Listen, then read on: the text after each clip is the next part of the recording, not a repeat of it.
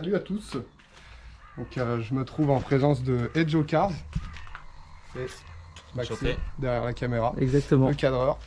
Donc on se retrouve pour turbaliser cette RMIC, comme qui dirait. C'est un 2 litres 3, 136 chevaux en 4 jets. C'est pas une foudre de guerre d'origine. Et du coup on est en train. Donc pour l'instant j'ai juste démonté le collecteur d'échappement Atmo qui est juste là. Donc voilà, c'est démonté. Assez rapide de démonter, pas très intéressant, donc bon, on l'a pas filmé. Et donc on a le collecteur pour le turbo qui est juste là. Donc pour l'instant qui est pas vissé, etc. Donc c'était pour voir comment tout ça allait tomber.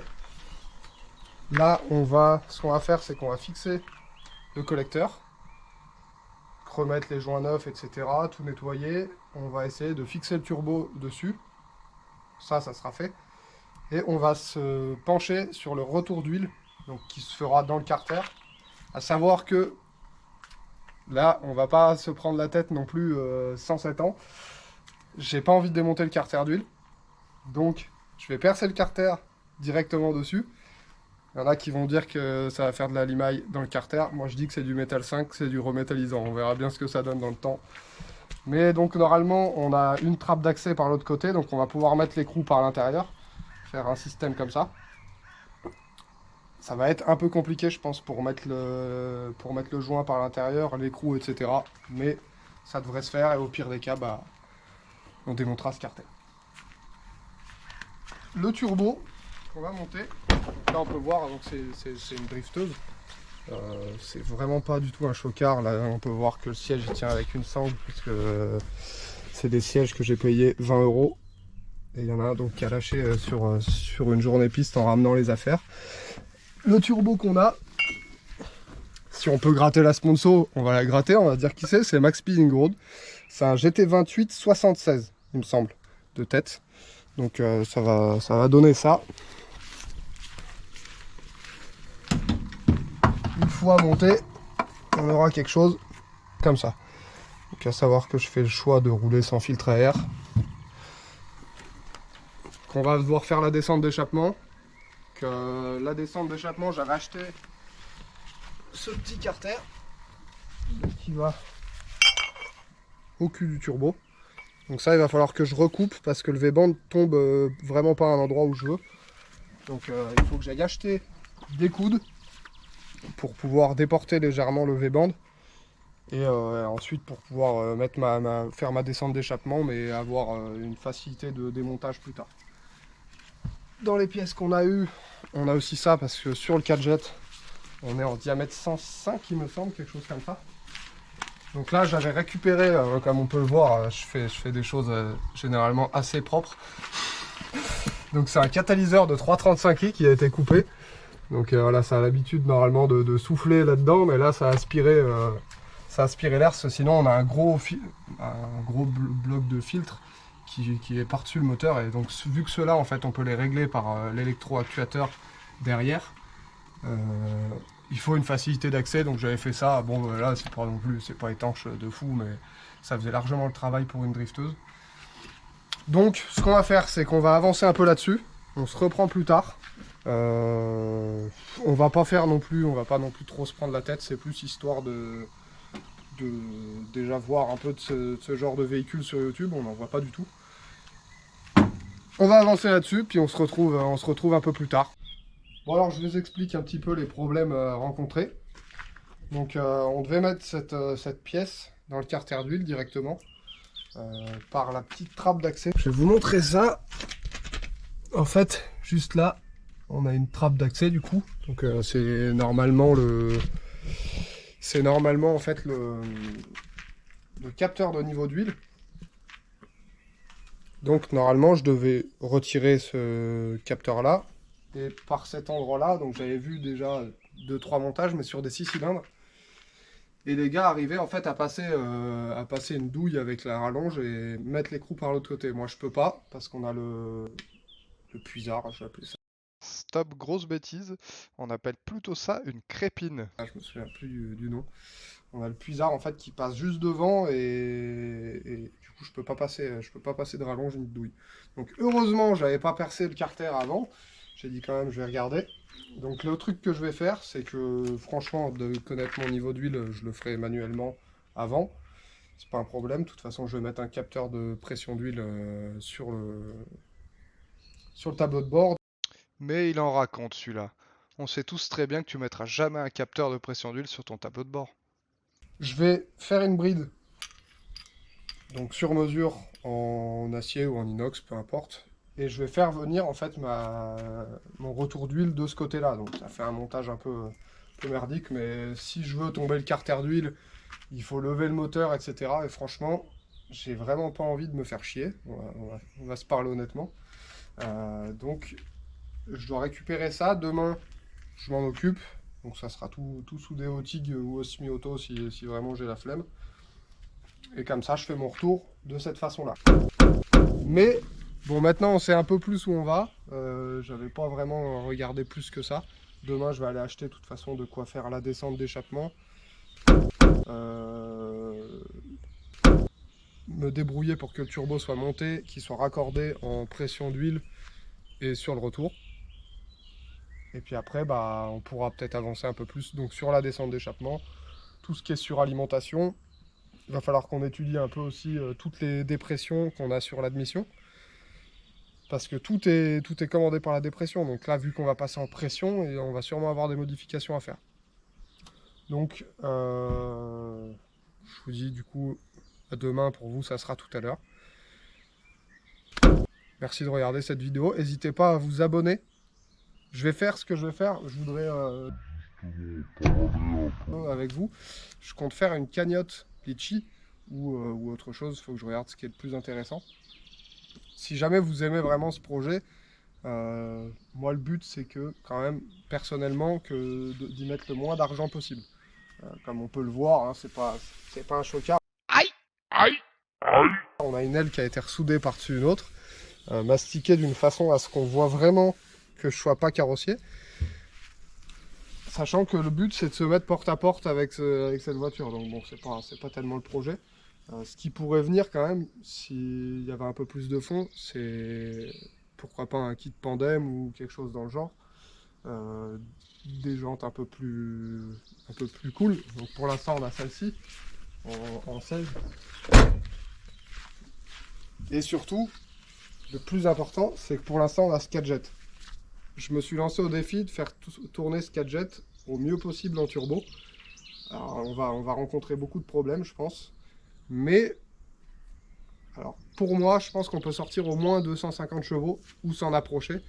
À savoir que ces blocs-là, avec une gestion programmable, encaissent 350 chevaux, voire un peu plus. Après, les pièces sont vraiment pas chères. On a les pistons forgés, il me semble que c'est 250 €.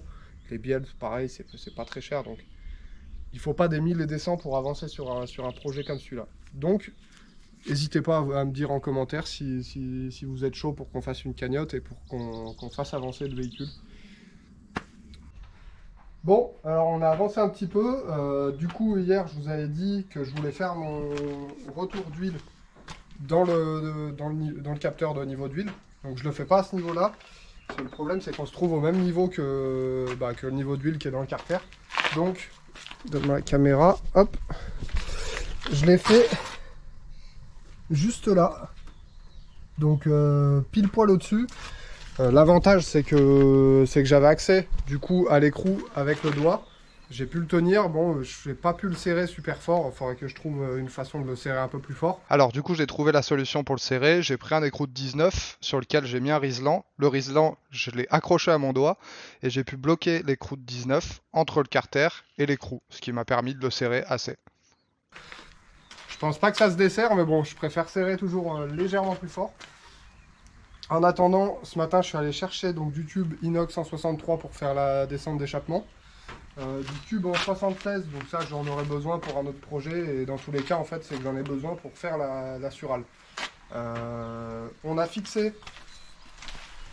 le collecteur d'échappement avec le turbo, donc j'ai dû tourner le shra du turbo pour que l'arrivée se retrouve bien en haut et le retour bien en bas. Bon là j'ai mis quelque chose pour l'obturer. À savoir, pour ceux qui sont intéressés par ce montage-là, il faut retirer ce goujon-là, sinon il tape dans le collecteur, on ne peut pas remettre l'écrou.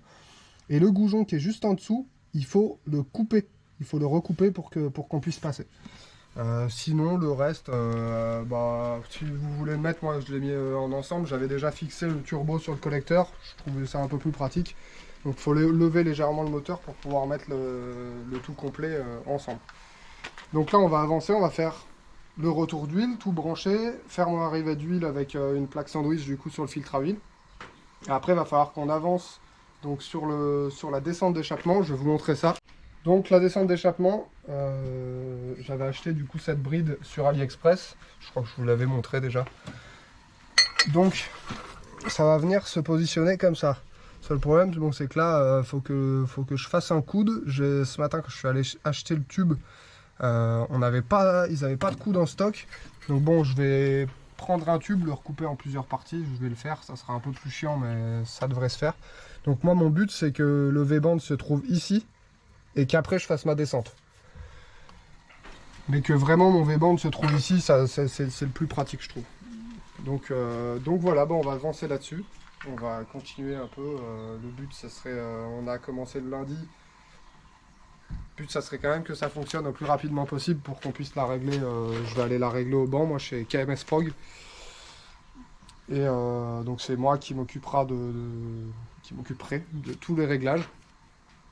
Donc, sachant que là-dessus, c'est tout mécanique. Il n'y a pas de reprogrammation. Mais c'est que là, j'ai une sonde AFR dessus, mais c'est une bande étroite.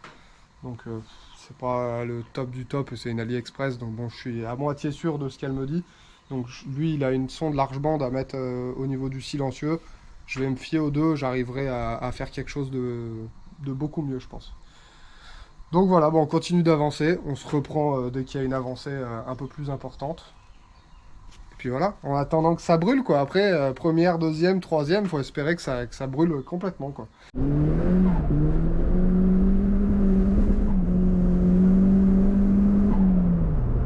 Facile 250. Donc on espère. On va pas se mentir que c'est le premier démarrage, mon cousin. Donc j'ai fait la downpipe du Seigneur. Donc bon, pour l'instant, je me suis repris sur l'ancienne ligne qui est pas top. Je referai ça plus tard. Donc là, j'arrive jusqu'en dessous des pieds passagers en fait, en inox. On peut voir que je suis pas non plus soudeur, mais ça va, j'ai vu pire quand même. Là j'ai dû me faire chier parce que j'avais pas de coude. Donc voilà, couper des morceaux, machin. Je me suis bien cassé les couilles, on va pas se mentir. Après j'ai réussi à trouver un coude, donc pour en bas, je me suis pas trop emmerdé. Là, on est raccordé du coup au niveau du retour. Ma plaque sandwich, elle est montée en dessous du filtre à huile, donc bon, pour l'instant je la redémarre vu que j'ai percé et que je sais que bon, j'ai limité les copeaux dans le carter en mettant de la graisse sur le forêt étagé que je retirais à chaque fois et je remettais de la neuve, bon, pour éviter d'avoir des copeaux dans le carter. Mais bon, je préfère être sûr, donc on a fait quand même, voilà, on va faire le premier démarrage avec de l'huile Carrefour. Alors attendez, hein, ceux qui veulent la ref quand même, ceux qui veulent la ref pour avoir un maximum de puissance, voilà. Donc 18 €.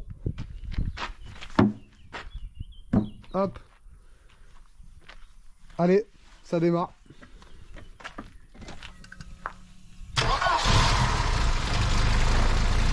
On n'a pas de sural, hein, mais...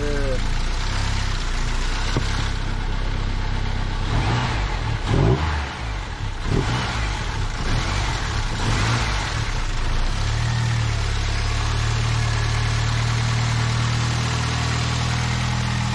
va la laisser tourner un petit peu comme ça déjà, voir si on a zéro fuite. Pour l'instant, ça n'a pas l'air. On n'a pas de fuite. Donc ça, c'est plutôt pas mal.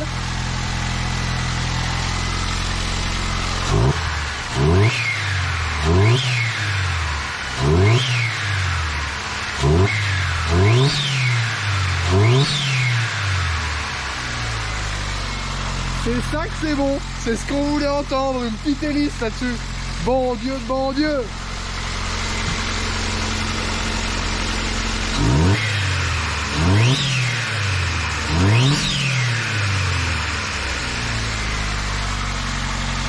Ça fait plaisir à son homme.